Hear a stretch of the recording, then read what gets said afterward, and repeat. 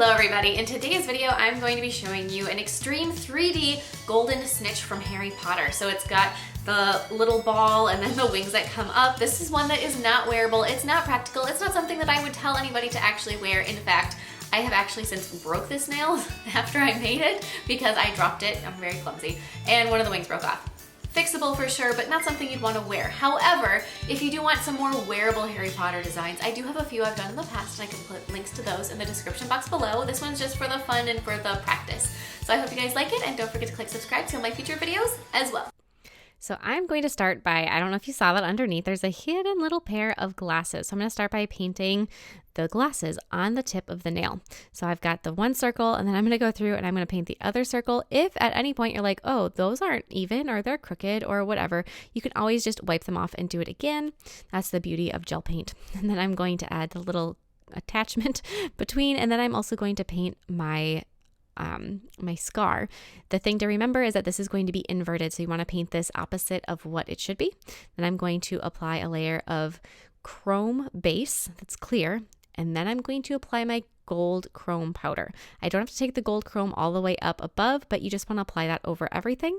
Then apply a layer of black gel polish. This is what's going to give you the chrome underneath. Now I'm going to apply a layer of burgundy gel polish, which is the color that will be on the surface of the nail. This way, when you flip it over, you have the gold chrome underneath. I'm going to finish that with a layer of gel sealer. And now I'm going to draw out the shape of the wings on a piece of scratch paper. Just do one, use a pen that is going to bleed through so that it's going to be able to be flipped over and you can see it either way. So you want to go through your piece of paper. Lay a nail form backing on top of your drawing, and then with a silver acrylic, go ahead and sculpt out the wing. So do one at a time, take your time, try to make it as close to right inside your drawing as possible. I know it is tricky because if you start sculpting, you can't see the drawing underneath what you're doing. So just do your absolute best here. I mean, always do your best, but you know what I mean. So we're going to fill in all of those little feathery areas. Just use the side of your brush and kind of press into it to give it that texture. And then after you have that wing done and you're like, okay, that looks pretty good, flip your piece of paper over. Like I said, you should hopefully be able to see through it. Redraw it so it's a nice, vivid, dark line. Put your nail form backing again over the top of your drawing and sculpt the other side. If you weren't concerned about the texture, you could just do the same one twice and then flip it over and maybe add the texture later. Do the texture on one side on one of them, the other side on the other one. I just like the idea of doing it this way so that right from the beginning, they are inverted images. I'm going to do that thin portion, again, pressing with the side of my brush. Try to get some of that texture in place. I always find that the second one you sculpt goes way quicker than the first one, just because at this point you're like, oh, you're an old expert now because you've done it once, so you can do it no problem a second time. On the nail, I'm going to sculpt the ball shape directly on it. So I'm going to take my black acrylic and I'm going to try to create a nice good circle. It doesn't have to be spherical or a half spherical. You just really want to get the shape first. Then add another bead of acrylic on top of that. Gently press it so that you hopefully get yourself a pretty good dome shape. After you have that, you can flip it over upside down. That'll help pull the acrylic into a dome. Continue pressing, patting, smoothing as much as you need to.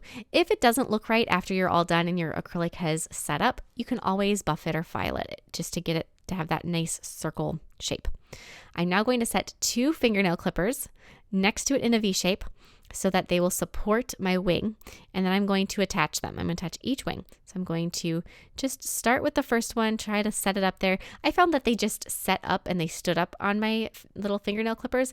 If they won't, if you need something that's going to hold them a little bit better, maybe try some poster putty to hold the wings in place, depending on how gravity wants to take over.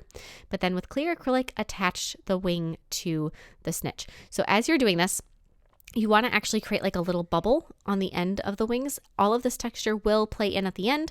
Once that's done and they're going to hold themselves up with picking them up, add a lot of clear acrylic on the back. This is to prevent breakage. Of course, preventing doesn't mean it's going to be infallible, as I mentioned in the beginning of the video, but just, do the best. You don't want it to break before you're even done with it.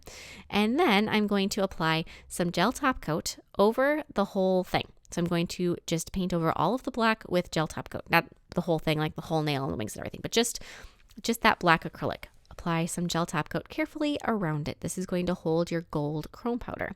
After you have the whole thing top coated, take a thick gel, something like sometimes they're called bubble gels or crystal gel, but a 3D gel that has no stickiness after it cures. It needs to be one that is no wipe or doesn't require a top coat.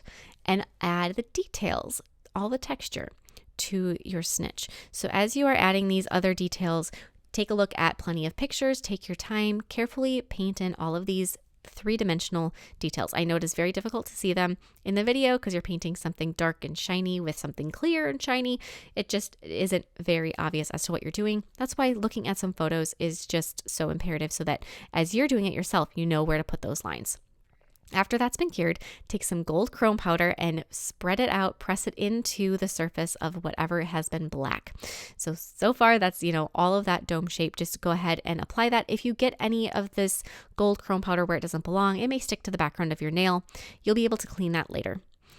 Use some gel sealer, not gel top coat this time, use gel sealer because it's thinner. Apply that over the top of this whole little gold chromed surface, everything you want to stay gold chrome. So make sure you don't get it over the background of the nail if any gold chrome powder gets there, just over everything you want to stay that color. Then you can cleanse it. So just take any kind of nail cleanser or isopropyl alcohol, wipe over it, and all of that extra gold chrome powder you didn't want to be there will come right off. With some black acrylic paint, add a little bit of detailing to the wings. Don't overdo it. You don't want to make them look not silver anymore, but just add a touch. Then some matte top coat over the top of those, and you are all done. This design is one of those that's just so impressive. It's got the gold underneath with the little surprise image. It's got the gold on top. The burgundy looks gorgeous with it too. I hope you like it as much as I do. Like I said, I do have some past Harry Potter videos that I can put links to in the description box below, and I will see you next time. Bye!